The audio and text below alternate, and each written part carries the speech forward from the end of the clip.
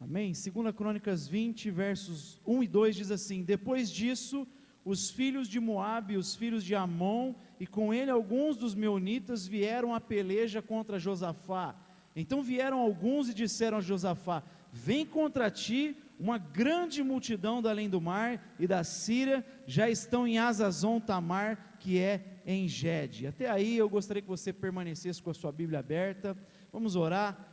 Pai Santo, nós te damos graças pela tua palavra, pedimos que o teu Espírito venha ministrar nos nossos corações nessa noite. Fala também com aqueles que estão nos acompanhando em suas casas, que a tua palavra penetre na nossa alma e ela possa gerar em nós fé, coragem acima de tudo, para que venhamos dia após dia nos parecer com o teu Filho, que possamos estar com os ouvidos abertos nesse momento para a tua palavra, é o que te pedimos em nome do teu Filho Jesus. Amém.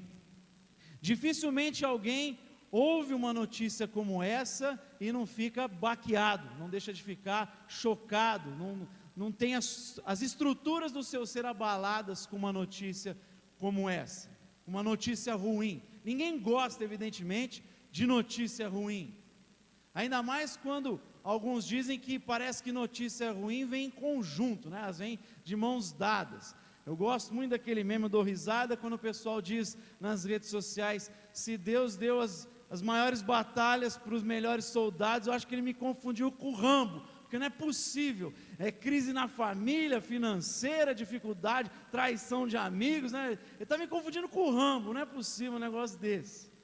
Mas a gente enfrenta essas coisas, vez por outra a gente recebe umas notícias ruins como essa, passamos por batalhas gigantes como essa.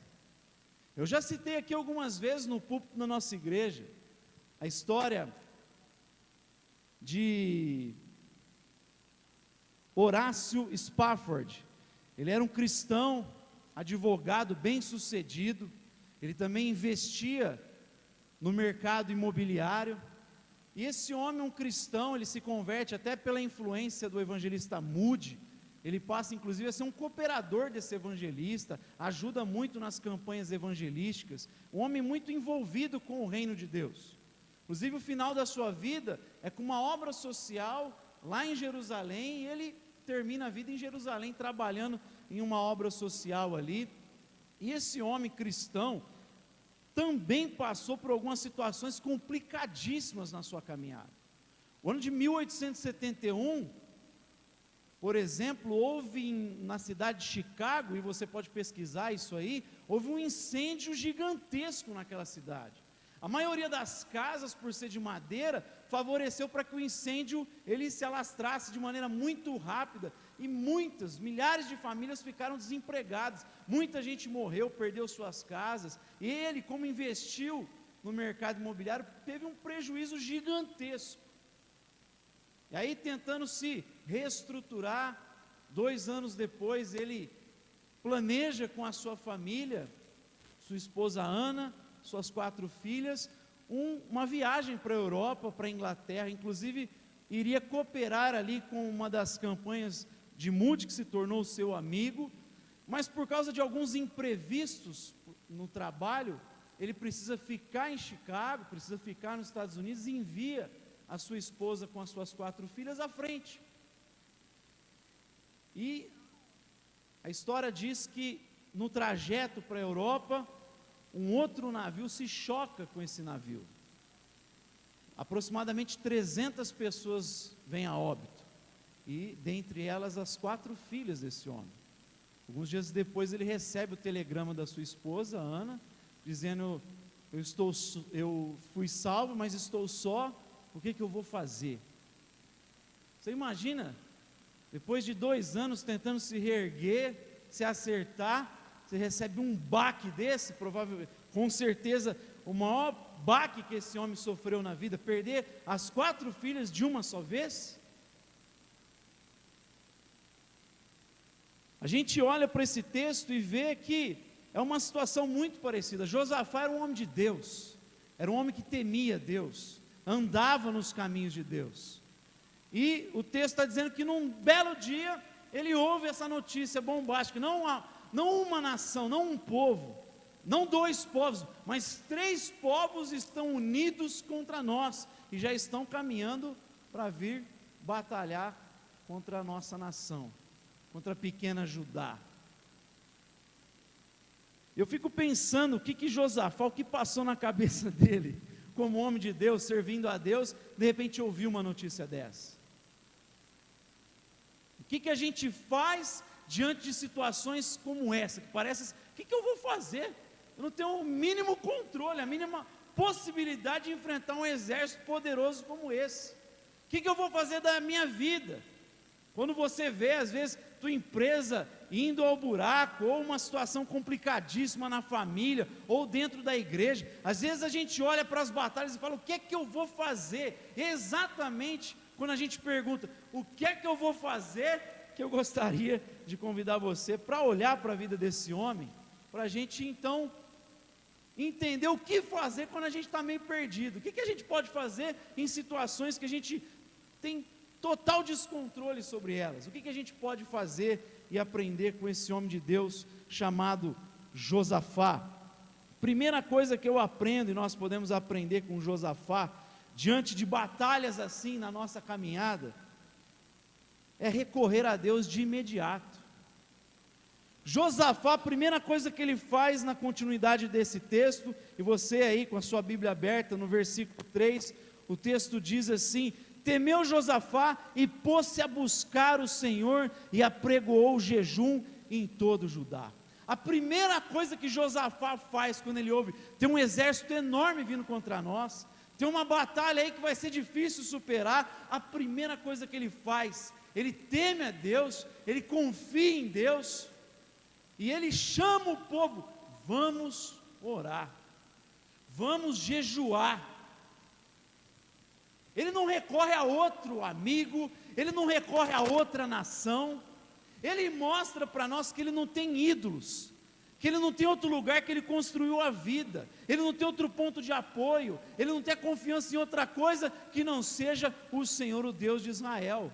Ele teme a Deus de imediato, e ele chama a nação para jejuar e orar, ele se coloca em oração, ele busca a Deus em primeira instância. Nem sempre a gente faz isso, muitas vezes a oração se torna a última coisa que nós fazemos, quando vem uma notícia de enfermidade, quando vem uma notícia financeira, a gente tenta buscar caminhos, soluções, a gente tenta dar um jeito, a gente tenta, primeiro vai ao médico, dificilmente a gente se coloca de joelhos de imediato. Tem um teólogo brasileiro que diz que a gente pensa que ora até precisar orar. Todo mundo pensa que ora até que a gente precisa orar mesmo, porque situações como essa não tem o que fazer, é só curvar os joelhos e clamar ao nosso Deus. Ele mostra para nós a importância de ter a confiança total em Deus, de fazer dele o nosso verdadeiro refúgio, porque nem sempre é.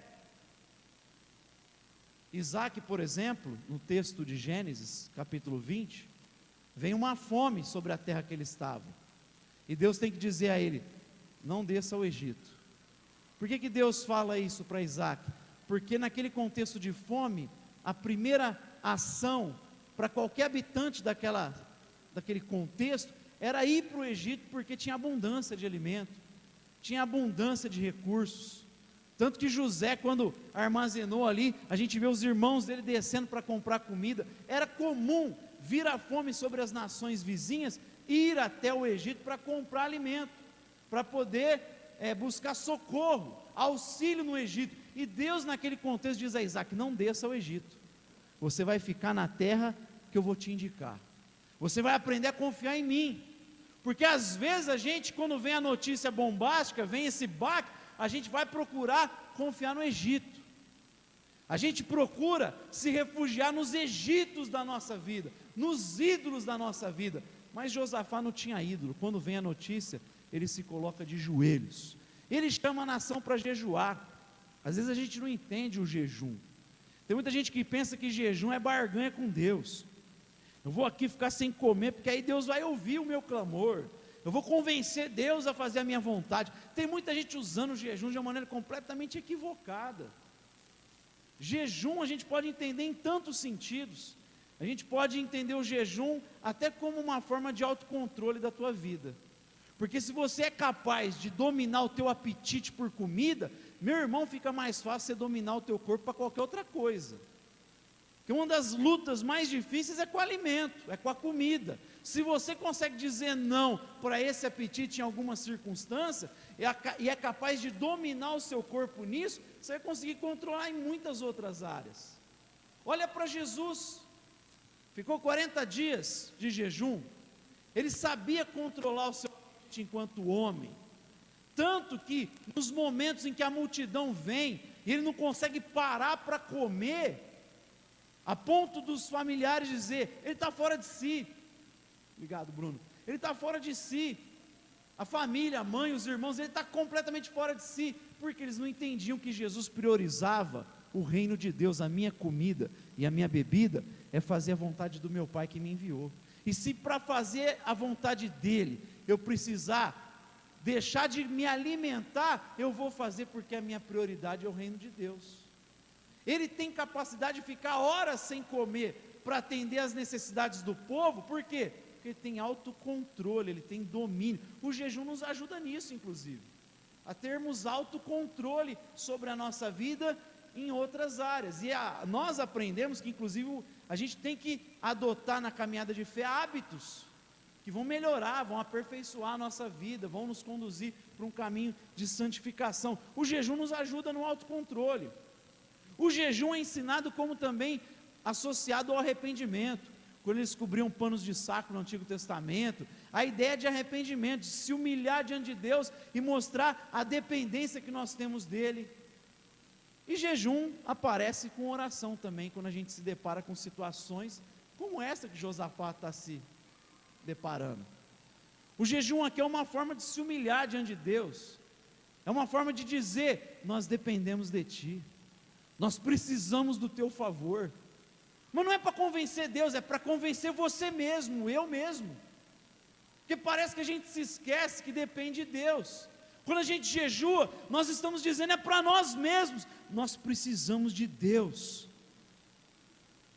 e é um exercício de enfraquecimento do nosso corpo, para que o Espírito de Deus venha fortalecer a nossa vida, na medida em que nós vamos ganhando consciência de que Ele de fato é o Senhor da nossa história, da nossa família, da nossa vida, a gente vai cedendo o nosso eu, para que Cristo de fato governe a nossa vida, inclusive para nos tornarmos mais sensíveis à voz dEle, que a oração não é para convencer Deus, mas é para convencer cada um de nós, de que a vontade dEle tem que prevalecer sobre a nossa vida. O jejum ainda aparece ensinando sobre partilha, né? Isaías 58, que fala que o verdadeiro jejum é libertar o oprimido, partilhar a sua comida com aquele que tem fome, né? Não é você usar um dia para se vangloriar diante dos homens, não, é você especialmente entender que o jejum e a vida com Deus não é só limitada ao que Ele faz em nós, mas especialmente o que Ele faz através de nós. Então o jejum tem vários ensinamentos, mas aqui nesse contexto tem a ver com se convencer de que Deus é Senhor, e você estar sensível a Ele, colocar sua causa diante dEle, mostrando que você depende da palavra dEle, e ainda mais quando se faz isso em comunidade, a nação está jejuando.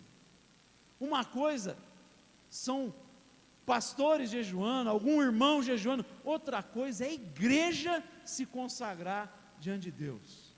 Uma coisa é um irmão lá se consagrando, buscando a Deus, pedindo perdão, clamando, tendo consciência de que ele depende, a outra coisa é a igreja ganhar essa consciência, ela ter a mesma paixão, como a gente vê no livro de Atos.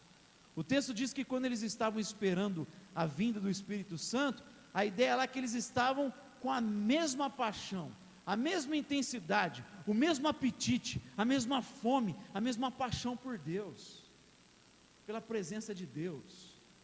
Tommy Tinney disse que ele foi convidado a pregar numa igreja, e ele estava com uma fome de Deus, um apetite tão grande por Deus, e parece que ele conseguiu compartilhar isso no púlpito, a ponto do Espírito usar ele para influenciar a igreja, para ter esse apetite, essa fome.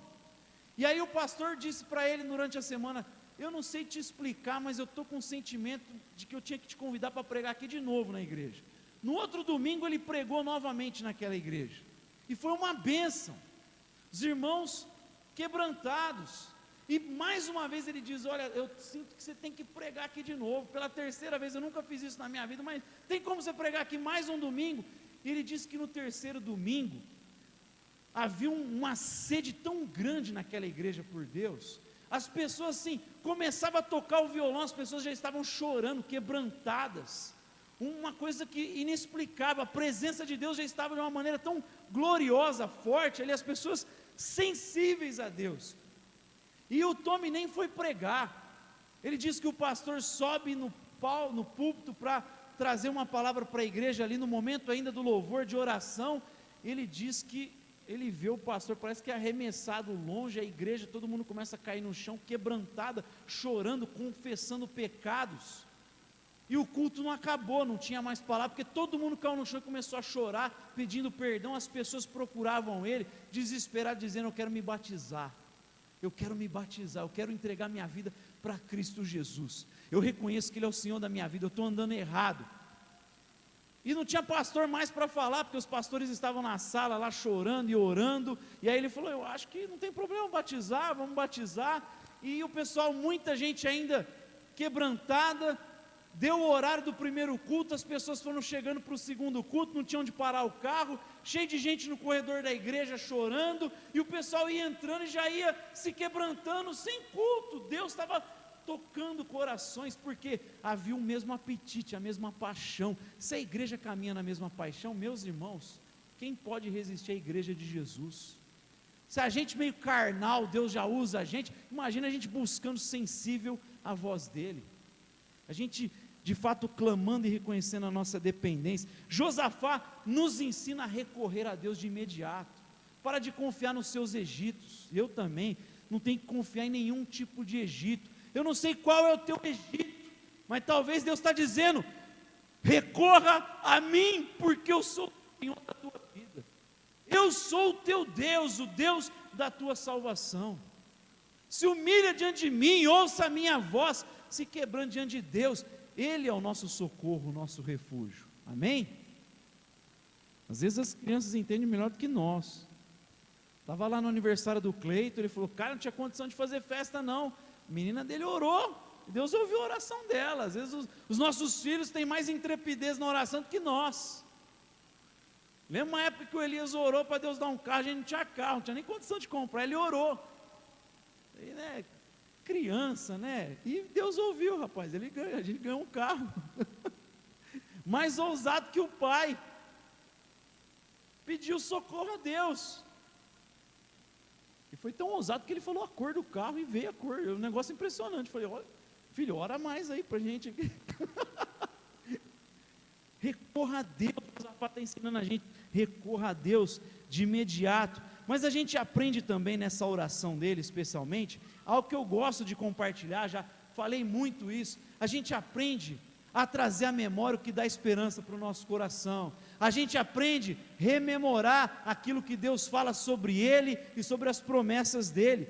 Quando a gente olha para a oração de Josafá, olha aqui comigo, versículo 5, pôs-se Josafá em pé na congregação de Judá e de Jerusalém na casa do Senhor, diante do átrio novo, e disse, ó Senhor, Deus de nossos pais, primeira coisa que ele está falando, é um Deus de aliança, é o Deus dos nossos pais, é o Deus que tem uma história não com a gente apenas, mas que Ele começou lá em Abraão, quando diz, sai da tua terra, eu vou fazer um povo através de você, é um Deus que fez uma aliança com Abraão, é muito importante você entender isso, que o nosso Deus é um Deus de aliança, porque quando a gente entende, a gente vai compreender, que mesmo quando nós somos infiéis, Ele permanece fiel, porque Ele não pode negar a si mesmo, Deus Ele cumpre as promessas dEle, Ele cumpre a parte dEle no pacto, não porque você e eu somos bonzinhos,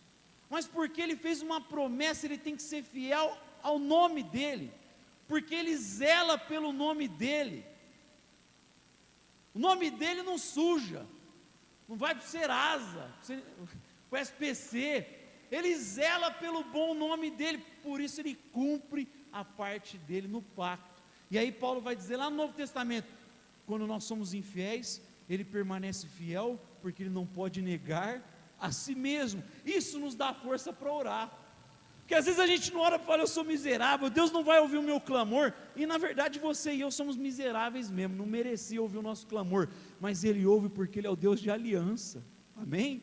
Te dá confiança para se aproximar. Você não se aproxima porque você é bom, você se aproxima porque Deus é gracioso. A gente se aproxima e chama Ele de Abba, Pai, porque Jesus abriu o caminho, é graça. A gente pode clamar, é o Deus de aliança, o Deus dos nossos pais. Ele continua dizendo: não és tu, Deus nos céus, tu dominas sobre todos os reinos dos povos, e na tua mão há força e poder, e não há quem te possa resistir. O nosso Deus, não lançaste fora os moradores dessa terra de diante do teu povo Israel, e não adeste a semente de Abraão, teu amigo para sempre. Habitaram nela, e nela edificaram um santuário ao teu nome. Ele começa a falar de um Deus soberano. Tu não dominas sobre tudo, não há quem possa resistir o teu agir. E aqui ele começa não apenas a falar do Deus de aliança, mas ele traz para a nação: o nosso Deus pode todas as coisas, Ele é soberano, Ele reina para todo sempre. A cruz está vazia, o sepulcro está vazio, mas o trono não está vazio, Ele reina para todo sempre. Ele é o Deus de glória, de poder, não há quem possa resistir o nosso Deus. Ele está orando isso e a nação está ouvindo a oração de Josafá. Ele, como líder da nação, ele começa a clamar a Deus, e lembrando o povo: o nosso Deus reina para todo sempre. Ele criou os céus, Ele está acima de reinos. Não importa que 3 nações se uniram contra nós, o nosso Deus tem o trono acima dessas nações. Ele reina sobre elas, Ele coloca reis e Ele tira reis.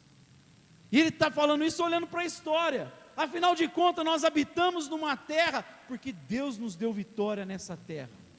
A gente tem experiência passada para se lembrar que Ele mesmo nos livrou, nos libertou, nos deu vitória. Então a gente tem que confiar. Ele é soberano sobre tudo, sobre todos. A palavra final é dele, amém? A palavra final não é da doença, a palavra final sempre é de Deus, mesmo que Ele permitir que a gente venha a óbito por causa de doença, mas a palavra final sempre é do nosso Deus, amém? Ele está aqui ensinando na oração, lembrando o povo: Ele é o Deus de aliança, Ele é um Deus soberano que governa, Ele é um Deus de promessas. Continua comigo aí, o verso de número 9, esse versículo até foi usado por alguns pastores na pandemia. Olha o verso 9: se algum mal nos sobrevier, espada, juízo, peste ou fome, nós nos apresentaremos na tua presença diante desta casa que leva o teu nome, e clamaremos a ti na nossa angústia, e tu nos ouvirás e nos livrarás.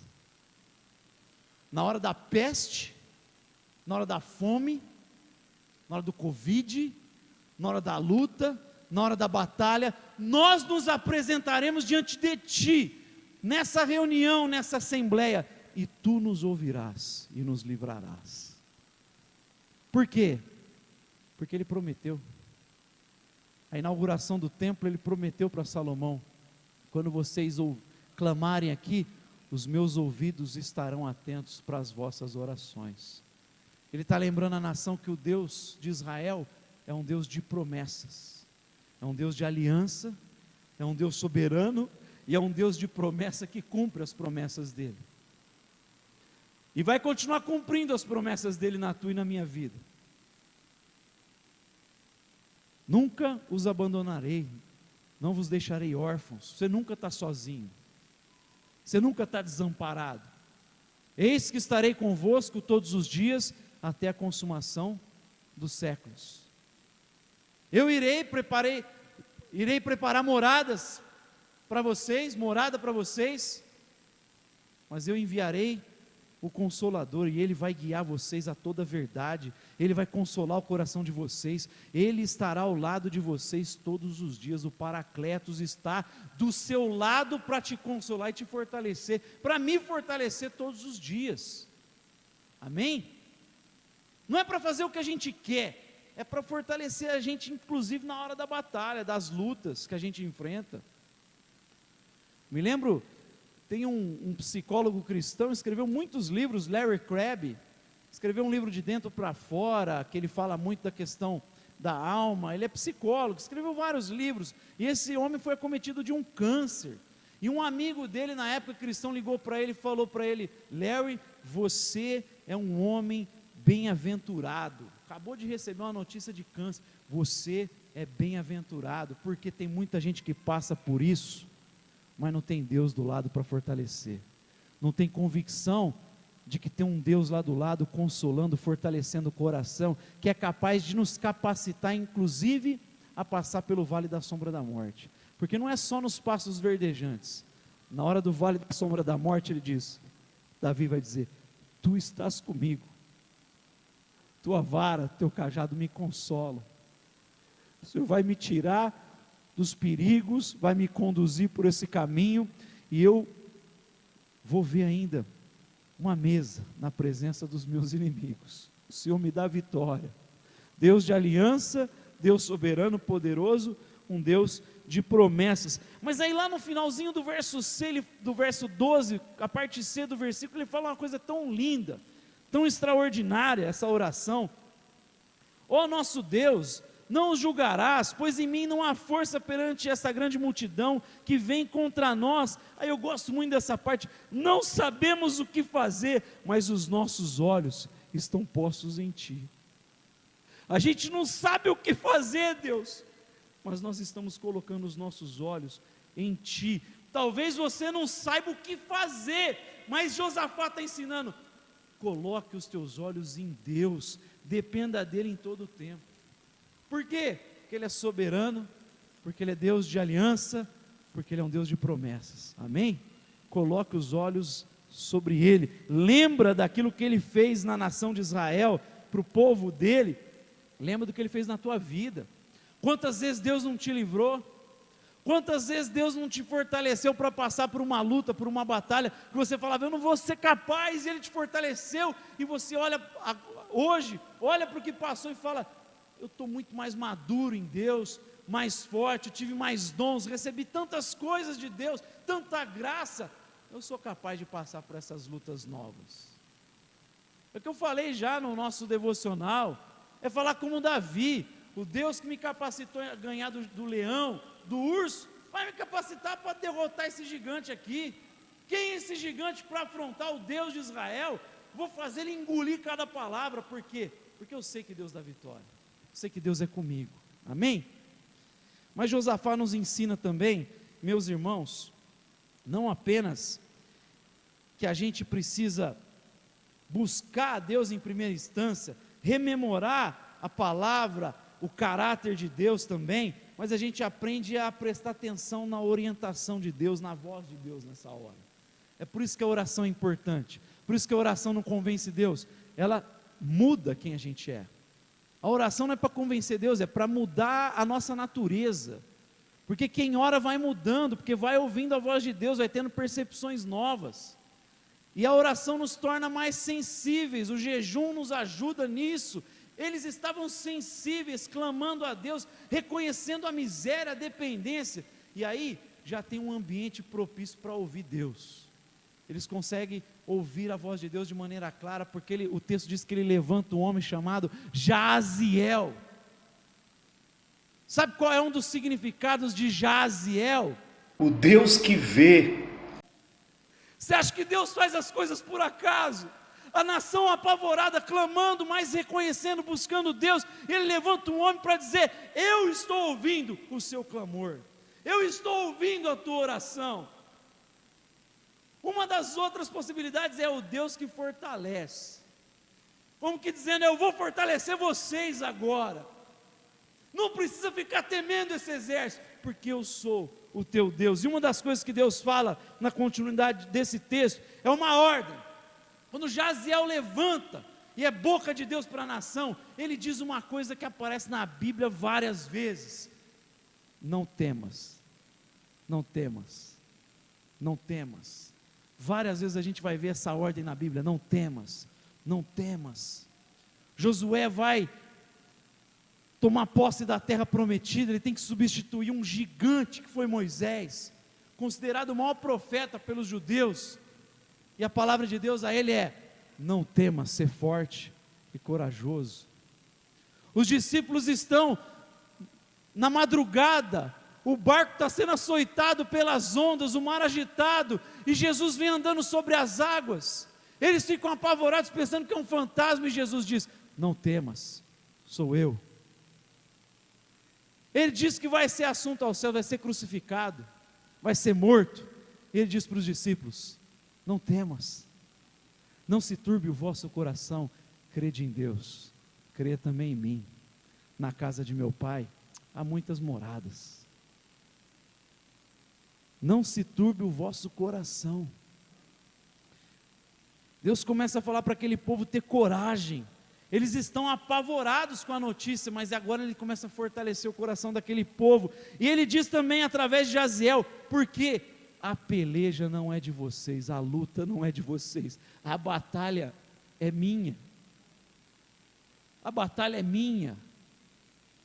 Inclusive, vocês não vão levantar espada alguma. Vocês não vão levantar espada alguma contra esse povo aí. Tem muito a ver isso aqui com a salvação. Como é que a gente vence a grande batalha da vida? Você não faz nada para vencer. Você só precisa confiar no Deus que prometeu. Pela graça sois salvos, mediante a fé. Isso não vem de vós, é dom de Deus. A grande batalha é ser aceito pelo Pai, é pagar a dívida com o Deus eterno, que é impagável para o ser humano caído. É graça pura. O que a Bíblia diz? Creia e viverás. João escreve o evangelho dele simplesmente para deixar isso. Jesus fez muitos outros sinais que não caberiam nos livros do mundo, mas eu relatei esses aqui para que vocês creiam que Ele é o Filho de Deus, e crendo tenham vida em seu nome. Recebam o direito de se tornarem filhos de Deus. É graça, é salvação, é assim. A salvação que Deus concede para esse povo aqui de Josafá aponta para a grande vitória que nós temos como filhos de Deus. O que Ele fez na cruz nos dá vitória. Basta crer, basta olhar e crer no que Cristo fez. É graça. E Ele ainda promete estar presente com eles. Eu estarei com vocês. O verso 17, ele fala dessa presença aqui entre o povo. Nessa batalha não tereis de pelejar. Parai, está em pé e vede a salvação do Senhor para convosco, ó Judá e Jerusalém. Não temais, nem vos assustais. Amanhã saí-lhes ao encontro e o Senhor será convosco. Deus está conosco. Amém? Então, terceira coisa, meus irmãos, ouvir a orientação de Deus. Ele não está dizendo só para esse povo, ele percorre a Bíblia dizendo: não temas, eu sou convosco, a peleja é minha, a batalha é minha. Ele diz para a igreja: o inferno não pode resistir vocês, as portas do inferno não podem resistir à igreja de Jesus. Por quê? Porque Ele já deu vitória, não é você e eu, Ele já deu vitória na cruz. O que Paulo diz? Que Ele expôs os inimigos ao ridículo na cruz, deu uma zoada na cara do diabo na cruz do Calvário. Quando eles pensavam que era derrota, era vitória, e Ele expôs a humilhação dos inimigos na cruz do Calvário. Ele já deu a vitória para nós. Paulo diz que a gente já recebeu tudo o que nós precisamos. Nós somos eleitos de Deus, nós somos escolhidos por Ele, nós recebemos o Espírito para nos dar certeza de que Ele começou a boa obra e vai cumprir. Pedro diz que nós recebemos tudo o que precisamos para a vida e para a piedade. Você não precisa de nada, Ele já deu, amém? Já deu, já concedeu isso na cruz. E por fim a gente aprende, meus irmãos, com Josafá.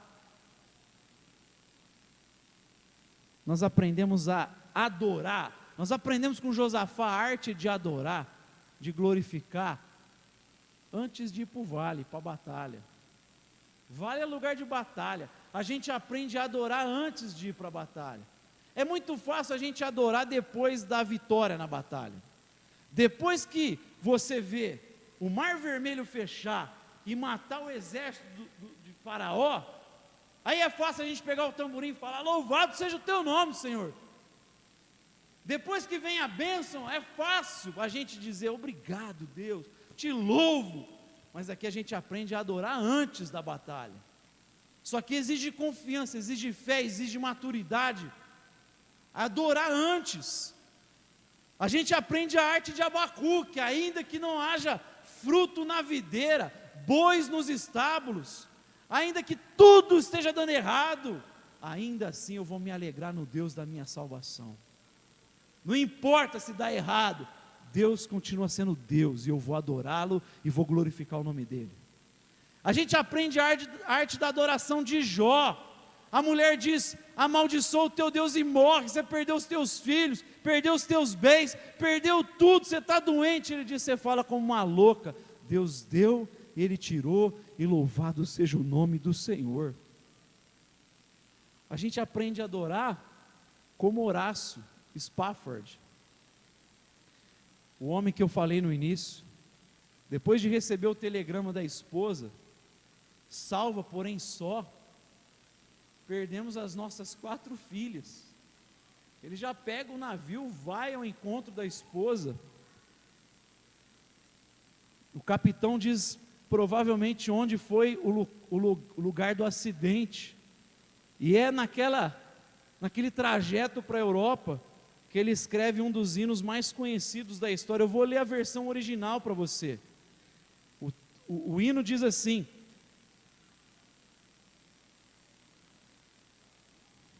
quando a paz como um rio acompanha o meu caminho, quando tristezas como as ondas do mar me inundam, seja o que for a minha porção, tu me ensinas que tudo está bem com a minha alma.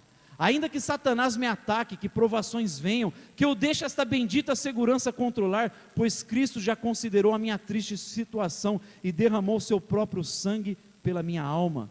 Meu pecado, ó, bem-aventurança desse pensamento glorioso. E derramou seu próprio sangue pela minha alma, meu pecado. Ó, a bem-aventurança desse pensamento glorioso. Meu pecado não em parte, mas no todo, está pregado em sua cruz e não carrego mais. Louve o Senhor a minha alma. E Senhor, apresse o dia em que a fé será vista, as nuvens se revolverão como um pergaminho, a trombeta ressoará e o Senhor descerá. Uma música na noite, ó minha alma. E aí é acrescentado um verso posteriormente: para mim, portanto, viver seja Cristo daqui para frente. Se o Jordão acima de mim rolar, nenhuma dor será minha, pois na morte como na vida, tu sussurras tua paz à minha alma.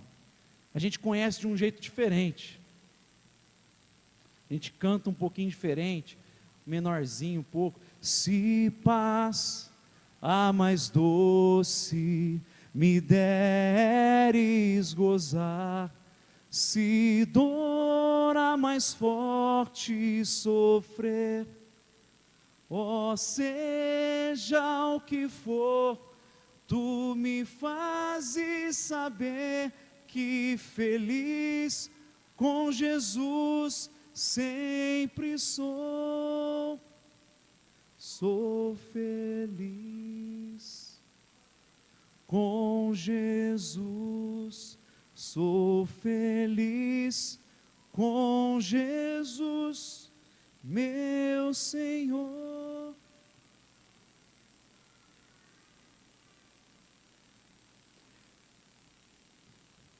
Por mais que seja difícil, meus irmãos, esse homem conseguiu, no momento de maior dor da vida dele, exaltar o Senhor de uma forma extraordinária. Eu queria convidar você nessa noite. Não sei se você está passando por uma situação de notícias ruins, por lutas, por batalhas. Eu queria convidar você a louvar e engrandecer o nome de Deus como esse homem.